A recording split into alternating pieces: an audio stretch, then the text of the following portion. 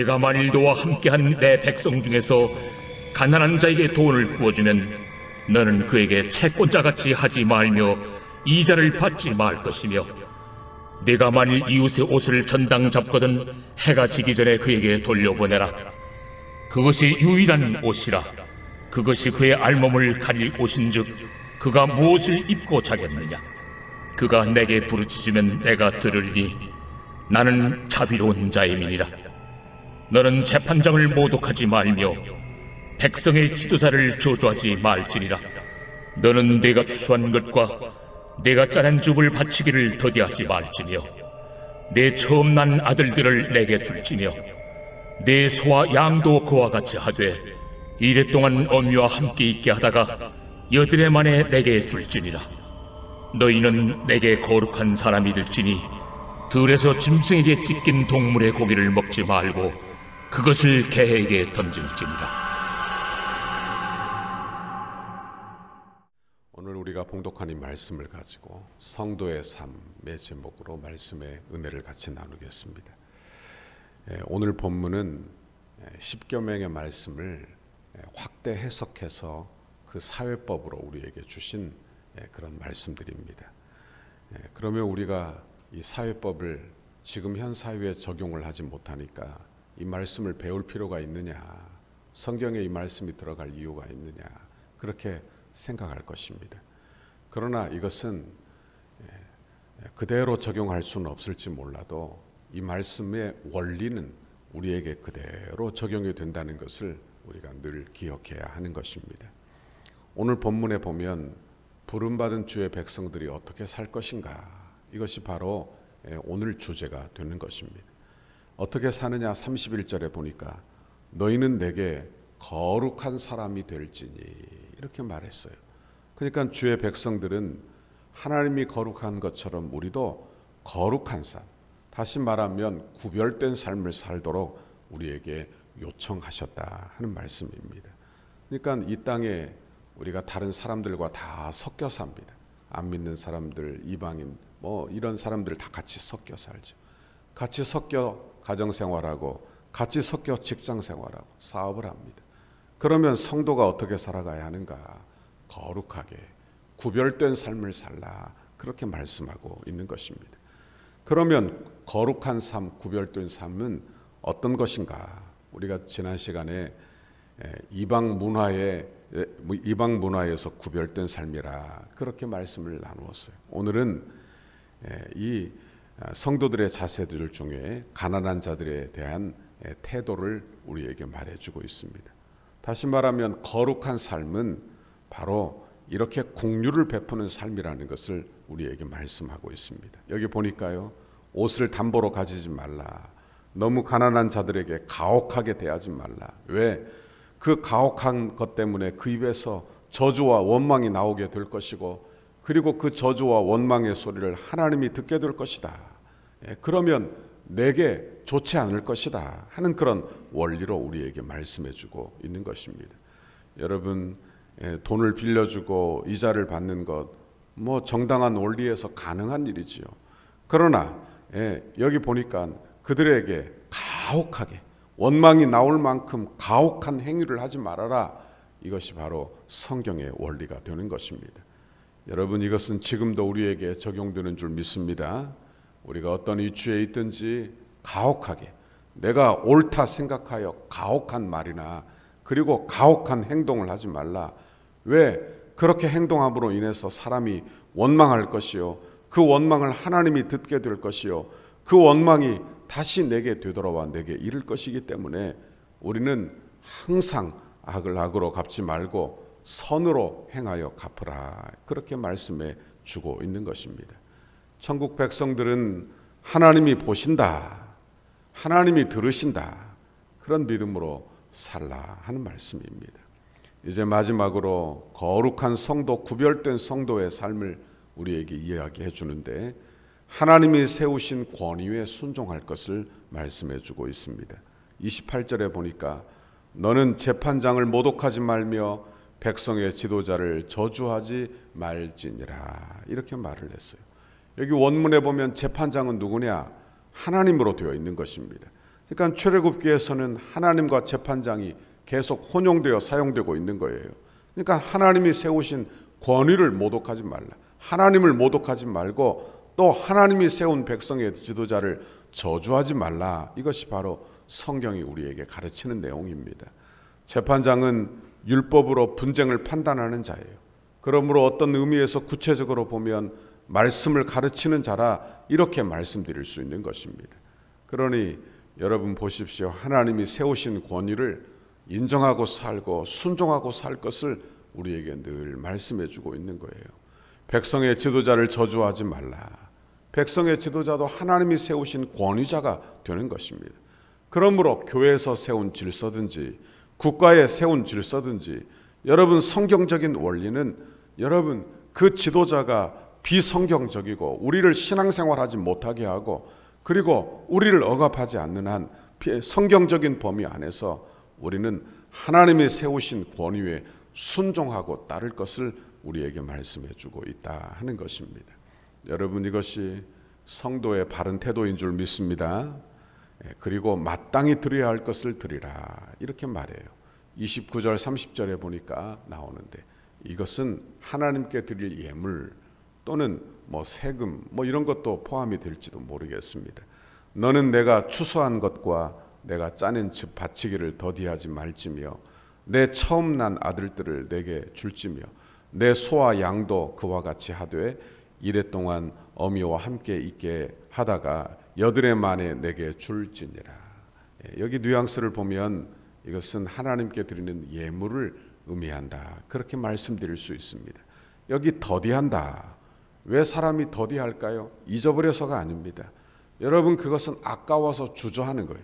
아까워서 주저하는 거예요. 그러니까 자기가 추수한 포도주를 보면서 그 즙을 짜내어서 드리려고 하니까 아깝고 망설이는 것입니다. 소와 양도 처음 난 새끼들을 보면 얼마나 이뻐요. 그런데 그것을 드리기를 주저하고 망설이는 것입니다. 이런 이야기가 있습니다. 한 농부가 젖소가 쌍둥이 송아지를 낳았어요. 한 마리는 갈색, 한 마리는 흰색. 농부가 너무 좋아서 아내에게 말했습니다. 여보, 하나님께서 우리 가정을 축복해 주시는 것 같아요. 그래서 두 마리 송아지를 우리에게 주셨습니다.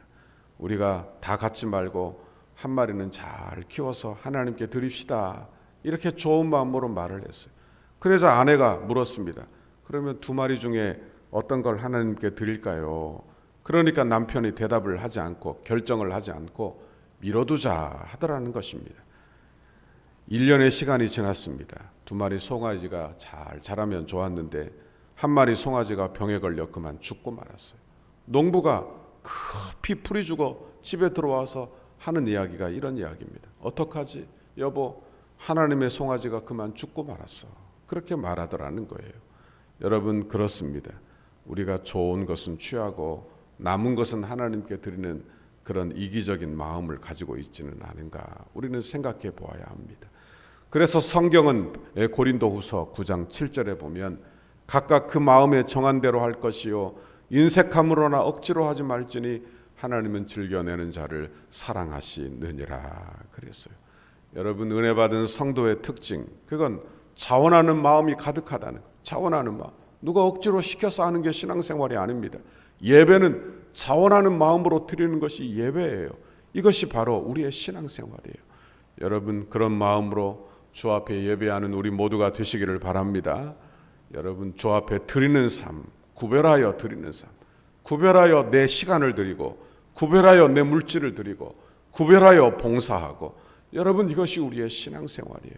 원하기는 저와 여러분이 이런 삶을 사는 우리 모두가 되실 수 있기를 간절히 바랍니다. 주의 백성들이 어떤 삶을 살아야 합니까? 주의 백성들은 예수 믿어 여러분 이 땅에서 죄사함을 받은 사람들이에요. 출애굽한 주의 백성들은 죄의 애굽에서 출애굽하여 이스라엘 하나님의 약속의 땅 그 땅에 들어간 성도들이에요. 구름 기둥 불 기둥으로 인도받아 가나안 땅 천국의 땅에 들어간 것입니다. 우리도 세례를 받고 성령의 인도하심 받아 광야 길을 걸어 영원한 천국에 들어가 하나님의 자녀가 되는 삶을 사는 것입니다. 여러분 교회 안에서 이미 천국 생활을 경험하고 살게 되는 거예요. 그러니 우리는 교회 안에서 천국적 삶을 산다. 이걸 늘 기억해야 되는 거예요. 천국적 삶을 늘 연습한다. 이걸 기억해야 하는 것입니다. 그리고 마음의 생각을 해야 되는 거예요. 내가 천국적 삶을 교회에서 어떻게 살까? 내가 천국적 삶을 교회에서 어떻게 살까? 이걸 늘 기억해야 한다 하는 말씀입니다. 여러분, 그러므로 우리 마음을 늘 변화시켜 순종할 마음, 사랑할 마음, 용서할 마음, 은혜 받은 마음으로 믿음으로 살고, 연약한 성도들을 긍휼히 여기고 가난한 사람들을 긍휼히 여기고 여러분 불쌍히 여기는 그런 마음, 여러분 그 믿음으로 저와 여러분이 살기를 간절히 바랍니다. 고린도후서 9장 6절, 이것이 곧 적게 심는 자는 적게 거두고 많이 심는 자는 많이 거둔다 하는 말이도다. 로마서 12장 17절, 아무에게도 악을 악으로 갚지 말고 모든 사람 앞에서 선한 일을 도모하라. 베드로전서 3장 9절, 악을 악으로 욕을 욕으로 갚지 말고 도리어 복을 빌라. 이를 위하여 너희가 부르심을 받았나니 이는 복을 이어받게 하려 하심이라 그랬어요. 그러니까 여러분, 상대방을 위한 것이 아니라 우리를 위한 것입니다. 우리를 위한 거예요. 선한 열매를 맺으려면 선으로 심어야 하는 거예요. 여러분, 좋은 열매를 맺으려면 우리의 마음이 바라야 한다, 그런 말씀입니다. 원하기는 우리의 중심을 주 앞에 드리는 저와 여러분의 신앙생활이 다 되시기를 바랍니다. 오늘도 그 믿음으로 주 앞에 간구하고 기도하여 응답받는 오늘 하루가 되시기를 주님의 이름으로 축원합니다. 기도하겠습니다. 하나님 아버지, 고맙고 감사합니다. 하나님, 이 땅에 세상 사람들과 다 섞여 사는 우리를 찾아오셔서 너는 구원받은 주의 백성이니 구별되이 거룩하게 살라고 우리에게 말씀하시며, 그 거룩한 삶은 이방 문화에 구별된 삶이며, 그 거룩한 삶은 하나님 아버지 주 앞에 구별하여 드리는 삶이며, 하나님 아버지 이렇게 구별된 삶이라고 우리에게 말씀해 주시니 참 감사합니다. 긍휼히 여기는 삶이라고 우리에게 말씀해 주시니 감사합니다. 하나님, 이 땅에 살면서 천국 백성으로 하나님의 자녀로 성도로 사는 중에 하나님 믿음으로 살고 긍휼히 여기며 살며 은혜 아래 살며 하나님 믿음으로 서로 사랑하고 사는 귀하고 복된 삶을 이 땅에서 살 수 있도록 주께서 인도해 주옵소서. 오늘 하루도 우리에게 믿음을 주옵소서. 우리에게 용기를 주옵소서. 아버지, 그래서 하나님 우리의 마음을 돌이켜 우리의 마음을 바꾸어 하나님 사랑할 마음, 용서할 마음, 긍휼의 마음, 아버지 그런 천국 백성의 마음으로 살도록 주여 인도해 주옵소서. 선을 심어 선한 열매를 가득 거두는 믿음의 사람들이 다 되도록 인도해 주옵소서. 예수님 이름으로 기도하옵나이다. 아멘. 우리를 향한 주님의 뜻을 이루소서. 100대 기도문 역동성 있는 건축 과정을 위하여, 목요일 15페이지입니다. 시간의 최적화가 이루어져 정해놓은 공사 기간에 흐트러짐이 없이 진행되게 하옵소서. 한 건의 안전사고와 부실 공사가 발생하지 않도록 공사 현장을 보호하여 주옵소서. 공사 기간 중 불미스러운 일이나 어떠한 사건 사고 없도록 하나님께서 보호하여 주시고 은혜로 인도하여 주옵소서. 공사 차량과 공사 장비가 오고 갈 때마다 사고가 없게 하시고, 이 일을 위해 교회가 합심으로 기도하도록 인도하여 주옵소서. 일용직 인부 한 명까지도 건강하게 하시고 안전하게 하옵소서. 공사 기간과 날씨 등 모든 환경을 주장하셔서 공정에 아무런 차질이 없게 하시고 악한 세력이 범접하지 못하도록 보호하여 주옵소서. 공사 중에 성전터에 기도하기 위하여 오고 가는 성도들의 안전을 지켜 주옵소서. 공사 중에 성도들 가족의 안전도 지켜주셔서 기도에 어려움이 없게 하옵소서. 건축에 필요한 모든 재정이 시기적절하게 잘 채워지게 하시고 재정의 활용도가 높아져 재정 누수가 없게 하옵소서. 성도들의 눈물이 담긴 헌금을 빈틈없이 관리할 수 있도록 재정을 담당하는 실무자들에게 정직함과 지혜를 주시고 건축 헌금을 드리는 성도들에게 복을 주셔서 은혜의 간증이 넘치게 하옵소서. 모든 건축 재원이 순조롭게 마련되게 하시고 공사 과정과 준공에 이르기까지 모든 진행 과정에 재정 집행에 어려움이 없게 하옵소서. 건축으로 인해 사역이 위축되지 않고 오히려 풍족하게 채워지는 성령의 역사가 일어나게 하옵소서. 공사 과정에서 발생할 수 있는 모든 민원의 소지를 차단하여 주시고 행정당국과 적극적이고 긴밀한 협력 관계를 구축하게 하옵소서. 건축이 진행되는 동안 지역사회와 이웃 주민들과 깊은 신뢰의 관계를 형성하게 하시고 독소교회에 대하여 기대감과 소망을 품게 하옵소서. 인접 건물이나 대지 소유자, 인접 주민들과 친밀한 관계 속의 무진동 무소음, 무분진 공법으로 안전한 철거와 안전한 터파기가 되게 하옵소서. 적절한 공사기간, 공사비 절감, 최고의 품질을 위해 세밀한 업무가 이루어지게 하옵소서. 건축에 사각지대가 없게 하시고 관계자들이 아름다운 손길로 섬기게 하옵소서. 건축의 모든 과정에 지자체와 은혜로운 협력 관계가 유지되게 하셔서 독서와 남양주 지역의 영적 부흥에 긴밀한 협조가 이루어지게 하옵소서. 건축의 모든 과정을 세밀하게 인도해 주옵소서. 공정관리, 원가관리, 품질관리, 계약관리가 잘 이루어지게 하시고 조금의 지체함도 없이 계획대로 순적하게 진행, 완공되게 하옵소서. 신실한 인테리어 업체가 선정되게 하시고 가장 튼실하고 아름다운 내장이 되게 하옵소서. 건축 과정이 부흥이 시작되게 하시고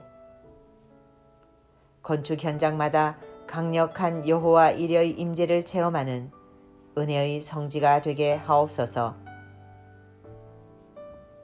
건축 감리사의 성실하고 책임감 있는 감리를 통해 건축의 마무리가 완벽하게 이루어지게 하옵소서. 예수님의 이름으로 기도하옵나이다. 아멘.